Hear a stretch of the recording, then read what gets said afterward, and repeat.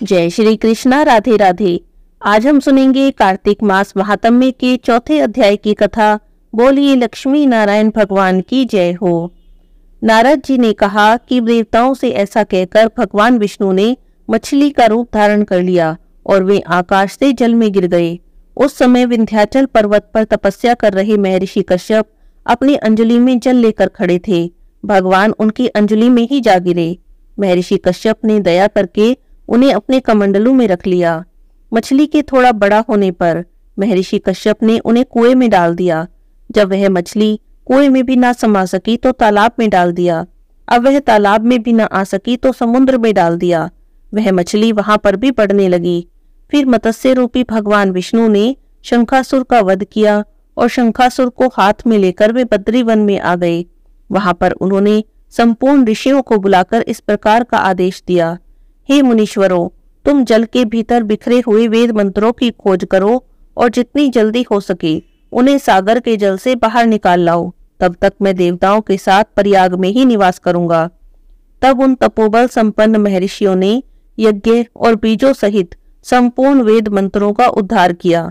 उनमें से जितने मंत्र जिस ऋषि ने उपलब्ध किए वही उन बीज मंत्रों का उस दिन से ऋषि माना जाने लगे। तदंतर सब ऋषि एकत्रित होकर प्रयाग में गए। वहां पर उन्होंने ब्रह्मा जी सहित भगवान विष्णु को उपलब्ध हुए सभी वेद मंत्र समर्पित कर दिए। सभी वेदों को पाकर ब्रह्मा जी बहुत प्रसन्न हुए। उन्होंने देवताओं और ऋषियों के साथ प्रयाग में अश्वमेघ यज्ञ किया।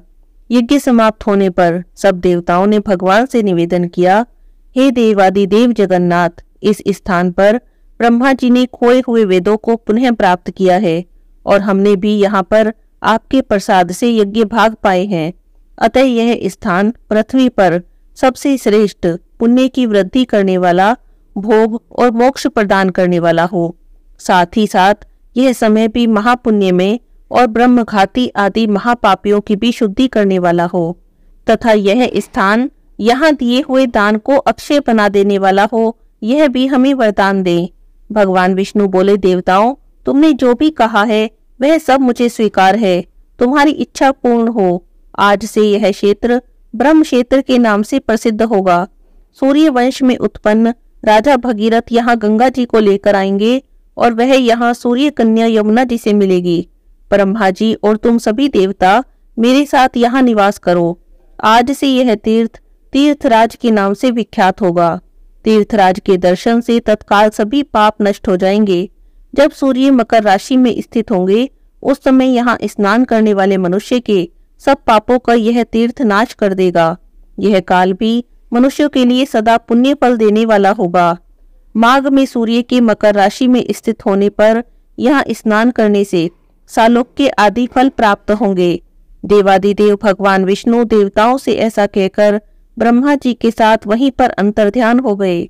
माघ के महीने में सूर्य के मकर राशि में स्थित होने पर यहाँ स्नान करने से सालोक्य आदि फल प्राप्त होंगे। देवादिदेव भगवान विष्णु देवताओं से ऐसा कहकर ब्रह्मा जी के साथ वहीं अंतर्ध्यान हो गए। उसके बाद इंद्र आदि देवता भी अपने अंश से प्रयाग में रहते हुए वहां से अंतर्ध्यान हो गए। जो भी मनुष्य कार्तिक के महीने में तुलसी जी की जड़ के पास भगवान श्री हरि का पूजन करता है वह इस लोक में संपूर्ण भोगों का उपभोग करता है और अंत में वैकुंठ धाम को जाता है। बोलिए श्री लक्ष्मी नारायण भगवान की जय हो। एक ब्राह्मण थे। ब्राह्मण सूर्य भगवान के परम भक्त थे। सुबह उठते, नहाते धोते सूरज भगवान की पूजा करते, सूरज भगवान की कहानी कहते। लेकिन ब्राह्मण देवता कमाते कुछ भी नहीं थे, बस घर पर बैठे रहते। घर पर रहते तो ब्राह्मणी बार बार परेशान करती, बार बार कहती कुछ कमाया करो। बाहर जाते तो अड़ोसी पड़ोसी निकम्मा कहते और उन्हें अपमानित करते। एक दिन परेशान होकर नहा धोकर अपने पूजन की सामग्री ली और जंगल में चले गए। वहां पर एक सूखा पीपल का पेड़ था और पास में सूखी एक तलाई थी। तलाई माने छोटा सा तालाब। वहीं पर बैठकर सूरज भगवान की पूजा करने लगे। सूरज भगवान की पूजा की, सूरज भगवान की कहानी कही और सूरज भगवान को जल दे दिया। जैसे ही उन्होंने सूरज भगवान को जल दिया तो उनकी पूजा का जल बहकर सूखे हुए पीपल में और सूखी हुई तराई में चला गया। जल के जाते ही जो सूखा पीपल था वो हरा भरा हो गया और जो सूखी तलाई थी वो भी साफ पानी से भर गई। अब उस जल में सूरज भगवान भी दिखाई देने लगे। सूरज भगवान ने ब्राह्मण देव से कहा, ब्राह्मण देव, मैं तेरे से प्रसन्न हूँ, तू मांग क्या मांगता है। अब ब्राह्मण ने सुना तो उसने सूर्य भगवान को तो देखा नहीं, वो तो घबरा गया। सोचने लगा कि पीपल के पेड़ पर भूत प्रेत रहते हैं, कहीं ये भूत प्रेत की आवाज है। ब्राह्मण देवता बहुत डर गए, वापस आ नहीं सकते थे क्योंकि घर वालों से, अड़ोसी पड़ोसी से परेशान होके गए थे। डर डर के वहीं रहते रहे। रोज पूजा करते, रोज जल देते, तो रोज सूरज भगवान पूछते मांग क्या मांगता है। सुनकर और भी चिंता करने लगे, दुबले होते रहे। अब ब्राह्मणी ने सोचा बहुत दिन हो गए ब्राह्मण को गए हुए, कुछ अता पता ही नहीं, घर भी वापस नहीं आया। वो ढूंढने चली, चलती चलती जंगल में पहुंच गई।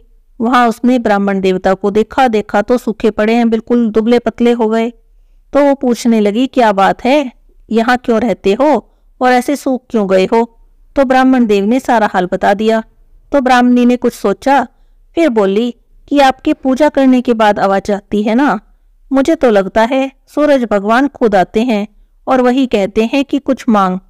तो ब्राह्मण ने कहा कि बता मैं क्या मांगू, ज्यादा कुछ कहना होगा तो मैं भूल जाऊंगा, कुछ ऐसी चीज बता जो कम शब्दों में ज्यादा सा मिल जाए। तो ब्राह्मणी बोली, अच्छा ठीक है, तुम ऐसा कह देना, 9 खंडे के महल के अंदर सोने के पालने में पड़पोते को दास दासियों के द्वारा खिलाते अपनी आंखों से देखो। इस प्रकार लंबी उम्र, महल, बेटे पोते, पड़पोते, धन दौलत सब मिल जाएगा, क्योंकि धन होगा तभी तो सोने का पालना होगा, दास दासियां होंगे, बड़ा महल होगा। स्वस्थ रहोगे, आंखें घुटने ठीक रहेंगे, तभी तो अपने पड़पोते को सोने के पालने में झूला झूला सकोगे और उसे देख सकोगे। दूसरे दिन ब्राह्मण देवता ने सुबह नहा धोकर सूरज भगवान की पूजा करी, कथा करी, कहानी करी और सूरज भगवान को जल दिया। अब जैसे ही ब्राह्मण ने पूजा पाठ समाप्त की, ऐसे ही आवाज आई, ब्राह्मण देव कुछ मांग। अब जैसा ब्राह्मणी ने कहा था, ब्राह्मण ने तो सूरज भगवान से वैसा सारा कह दिया। अब सूरज भगवान कहने लगे कि देखने में भोला भाला लगता है, पर एक ही बार में सब कुछ मांग लिया। लेकिन फिर भी बोले, मैं तेरे पे प्रसन्न हूँ, जा तेरी सारी इच्छा पूरी होगी। अब ब्राह्मण देवता ने सोचा कि सूरज भगवान ने वरदान दिया है, घर चल के तो देखूं। अब ब्राह्मण देव जंगल से घर आ गए, देखा तो टूटी हुई झोपड़ी की जगह पर 9 खंडा महल खड़ा है, दास दासी अंदर बाहर आ जा रहे हैं। अब ब्राह्मण देवता तो सोच में पड़ गए, यहाँ तो मेरी झोपड़ी थी, कहाँ गई। सोचने लगे कहीं कहीं गलत रास्ते तो नहीं आ गया। अभी सोच ही रहे थे कि महल की खिड़की से एक सुंदर औरत खूब सुंदर कपड़ों से, खूब सुंदर गहनों से सजी हुई देख रही थी। तो वो निकल के बाहर आई और कहने लगी कि अंदर आ जाओ, अपना ही घर है, सूरज भगवान ने तुम्हारी मनोकामना पूरी कर दी। अब ब्राह्मण देखे ये कौन, थोड़ी देर में देख पहचान के बोला, अरे ये तो मेरी ब्राह्मणी है।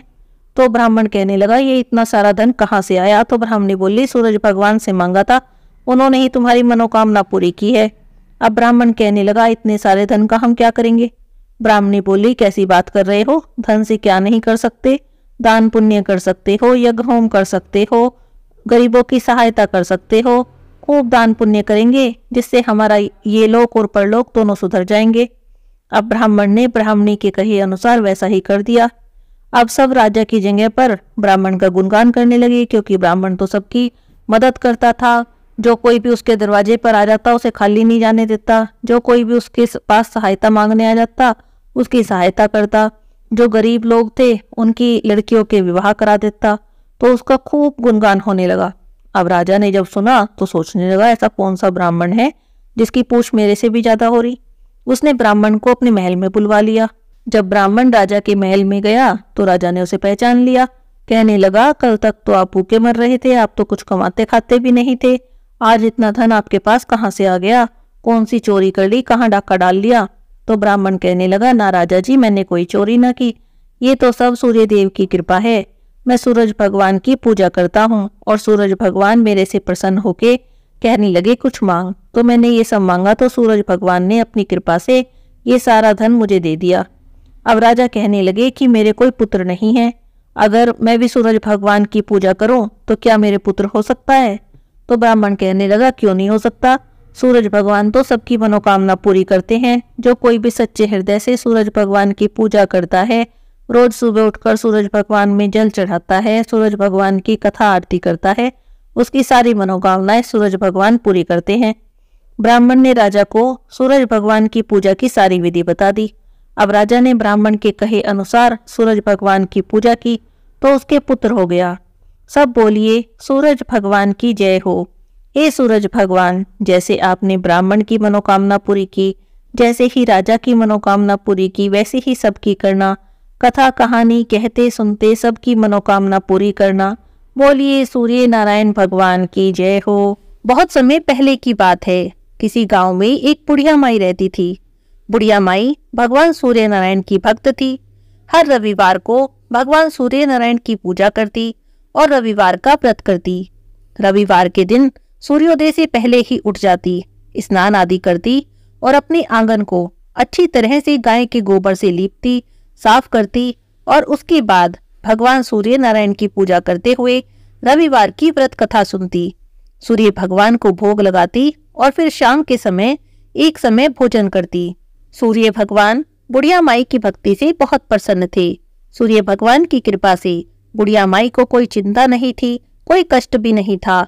धीरे धीरे सूर्य भगवान की कृपा से बुढ़िया माई का घर धन और धान्य से भरने लगा। बुढ़िया माई सुखी होने लगी। लेकिन जब कोई सुखी होता है तो पड़ोसी तो जलने ही लगते हैं। बुढ़िया माई के घर में सब तरह की सुख सुविधाएं देखकर पड़ोसन उससे जलने लगी। बुढ़िया माई के पास खुद की तो कोई गाय नहीं थी, इसीलिए रविवार के दिन पूजा करने के लिए जब आंगन लीपती तो पड़ोसन की गाय का गोबर लाती। तो पड़ोसन ने एक दिन सोचा, अगर मैं अपनी गाय अंदर बांध लूं तो ना बुढ़िया माई को गोबर मिलेगा, फिर देखती हूँ कैसे पूजा करेगी। तो ऐसा सोचकर पड़ोसन ने अपनी गाय को घर के अंदर बांध लिया। रविवार का दिन था। बुढ़िया माई गोबर लेने गई तो देखा गाय नहीं है। तो उसने दरवाजा खटखटाया। पड़ोसन घर में ही थी लेकिन कुछ नहीं बोली। तो बुढ़िया माई को उस दिन गोबर नहीं मिला। गोबर न मिलने से बुढ़िया माई आंगन नहीं लीप सकी और आंगन न लीप पाने के कारण बुढ़िया माई ने कुछ नहीं किया, न पूजा की, न सूर्य भगवान को भोग लगाया और न ही खुद भी भोजन किया। ऐसे ही भूखी प्यासी सो गई। सूर्य नारायण भगवान ने बुढ़िया माई को कष्ट में देखा तो सोचने लगे कि मुझे बुढ़िया माई के इस कष्ट को दूर करना चाहिए, नहीं तो मेरी पूजा कौन करेगा। तो भगवान बुढ़िया माई के सपने में आए और कहने लगे, क्या बात है बुढ़िया माई, आज भोजन क्यों नहीं किया, क्यों ऐसे भूखी प्यासी पड़ी है। तो बुढ़िया माई बोली, हे भगवान, आपको तो पता ही है मेरा तो रविवार के व्रत का नियम है। गाय का गोबर लाती हूँ, उससे आंगन लीपती हूँ और फिर पूजा करती हूँ। आज मुझे गाय का गोबर नहीं मिला तो ना मेरा आंगन लिपा और ना ही मैंने पूजा की। पूजा नहीं की तो भोग भी नहीं लगाया और भोग नहीं लगाए बिना मैं भोजन कैसे कर लेती, इसीलिए भूखी प्यासी पड़ी हूँ। अब सूर्य नारायण भगवान बोले कि बुढ़िया माई, अब तो किसी बात की चिंता मत कर। देख तेरे आंगन में तेरी गोरी गाय और गोरा बछड़ा बंध रहे हैं। अब सुबह बुढ़िया माई उठी तो अपने घर के आंगन में गोरी गाय और गोरे बछड़े को देखकर बुढ़िया माई तो बहुत खुश हो गई। उसने जल्दी से चारा लाकर गाय को खिलाया। उसके बाद बुढ़िया माई तो अपने घर के कामों में लग गई। पड़ोसन ने बुढ़िया माई के आंगन में बंधी सुंदर गाय और बछड़े को देखा तो वो तो ईर्ष्या के कारण पूरी ही जल भुन गई। तभी गाय ने सोने का गोबर कर दिया। सोने का गोबर देखते ही तो पड़ोसन बड़ी हैरान हुई। उसने बुढ़िया माई को तो कुछ बताया नहीं। देखा बुढ़िया माई आसपास कहीं है नहीं तो उसने सोने का गोबर तो उठा लिया, उसे तो अपने घर ले गई और अपनी गाय का गोबर लाकर गाय के पास रख दिया। सोने के गोबर से पड़ोसन थोड़े ही दिनों में बड़ी धनवान होने लगी। अब बुढ़िया माई रोज अपनी गाय के गोबर से आंगन लीपती, सूर्य नारायण भगवान की पूजा करती और व्रत करती। इससे बुढ़िया माई भी बड़ी प्रसन्न रहने लगी थी। बुढ़िया माई को तो सोने के गोबर के बारे में कुछ पता ही नहीं था। वो तो पहले की तरह बस रविवार को भगवान सूर्यदेव का व्रत करती रही और कथा सुनती रही। सूर्य नारायण भगवान ने सोचा कि मैंने बुढ़िया माई को धन दिया, लेकिन बुढ़िया माई को तो लेना नहीं आया। उन्हें पड़ोसन की चालाकी का भी पता था, तो उन्होंने अपनी माया फैलाई और तेज आंधी चला दी। आंधी आती देखकर बुढ़िया माई ने गाय अपने घर के अंदर बांध ली।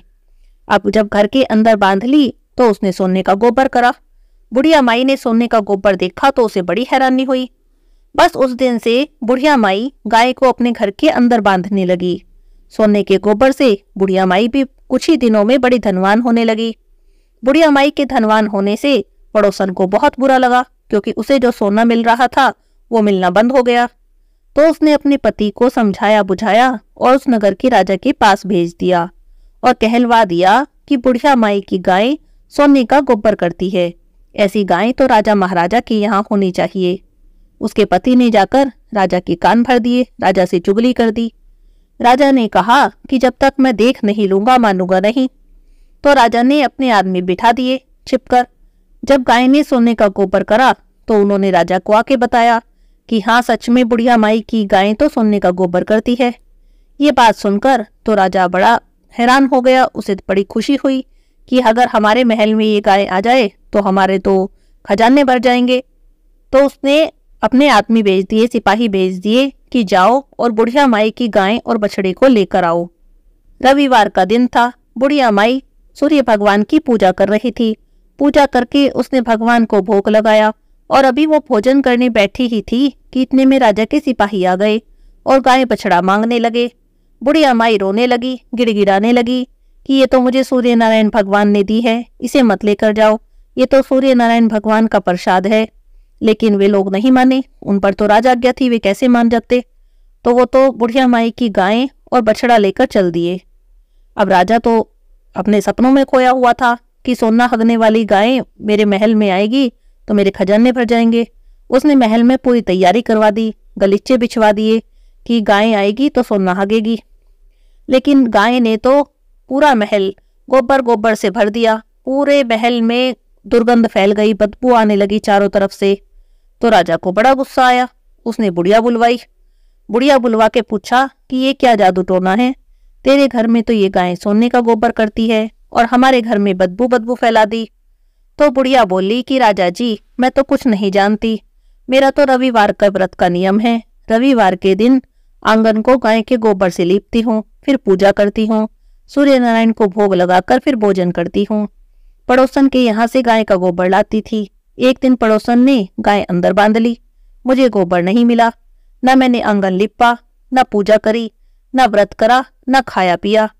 सूर्य नारायण भगवान को पता चला तो उन्होंने मुझे ये गोरी गाय और बछड़ा दिए थे कि इससे तुम आंगन लीपना और पूजा किया करना, इससे ज्यादा मैं तो कुछ नहीं जानती। तभी आकाशवाणी होने लगी कि हे राजा, बुढ़िया माई की गाय और बछड़ा तुरंत लौटा दो, नहीं तो तुम पर विपत्तियों का पहाड़ टूट पड़ेगा, तुम्हारा सारा राज्य नष्ट हो जाएगा। इस आकाशवाणी को सुनकर राजा तो बड़ा भयभीत हुआ। उसने बुढ़िया माई की गाय और बछड़ा दोनों लौटा दिए। बहुत सारा धन देकर बुढ़िया माई से अपनी गलती के लिए क्षमा भी मांगी। राजा ने पड़ोसन और उसके पति को उनकी दुष्टता के लिए बहुत दंड भी दिया और पूरे राज्य में घोषणा करा दी कि सभी स्त्री पुरुष रविवार का व्रत किया करें। रविवार का व्रत करने से सभी लोगों के घर धन धान्य से भर गए और राज्य में चारों ओर खुशहाली छा गई। बोलिए सूर्य नारायण भगवान की जय हो। तुलसी महारानी नमो नमो, हरि की पटरानी नमो नमो। तुलसी महारानी नमो नमो, हरि की पटरानी नमो नमो। धन तुलसी पूर्ण तप कीनो, शालिग्राम बनी पटरानी नमो नमो। तुलसी महारानी नमो नमो, हरि की पटरानी नमो नमो। जाके पत्र मंजरी कोमल, श्रीपति कमल चरण लपटानी नमो नमो। तुलसी महारानी नमो नमो, हरि की पटरानी नमो नमो। कौन से महीने में बोई रानी तुलसा, कौन से महीने में हुई हरियाली नमो नमो। तुलसी महारानी नमो नमो, हरि की पटरानी नमो नमो। कौन से महीने में हुई तेरी पूजा, कौन से महीने में हुई पटरानी नमो नमो। तुलसी महारानी नमो नमो। तुलसी महारानी नमो नमो। आषाढ़ मास में बोई रानी तुलसा, सावन मास में हुई हरियाली नमो नमो। तुलसी महारानी नमो नमो। हरि की पटरानी नमो नमो। कार्तिक मास में हुई तेरी पूजा, मंगसिर मास में हुई पटरानी नमो नमो। तुलसी महारानी नमो नमो। हरि की पटरानी नमो नमो। धूप दीप नैवेद्य आरती, पुष्पन की वर्षा बरसानी नमो नमो। तुलसी महारानी नमो नमो। तुलसी महारानी नमो नमो। 56 भोग 3600 व्यंजन, बिन तुलसी हरि एक न मानी नमो नमो। तुलसी महारानी नमो नमो। हरि की पटरानी नमो नमो। जो कोई तुलसी जी को सवेरे गाए, श्री कृष्ण के दर्शन पाए नमो नमो। तुलसी महारानी नमो नमो। हरि की पटरानी नमो नमो। जो कोई तुलसी जी को दोपहर को गाए, खीर खांड के भोग लगाए नमो नमो। तुलसी महारानी नमो नमो। हरि की पटरानी नमो नमो। जो कोई तुलसी जी को सांझ को गाए, श्री कृष्ण जी की आरती उतारे नमो नमो। तुलसी महारानी नमो नमो। हरि की पटरानी नमो नमो। जो कोई तुलसी जी को रात को गाए, श्री कृष्ण के चरण दबाए नमो नमो। तुलसी महारानी नमो नमो। हरि की पटरानी नमो नमो। सभी सखी मैया तेरो यश गावे, भक्ति दान दीजो महारानी नमो नमो। तुलसी महारानी नमो नमो। तुलसी महारानी नमो नमो। हरि की पटरानी नमो नमो। तुलसी महारानी नमो नमो। बोली तुलसी माता की जय हो।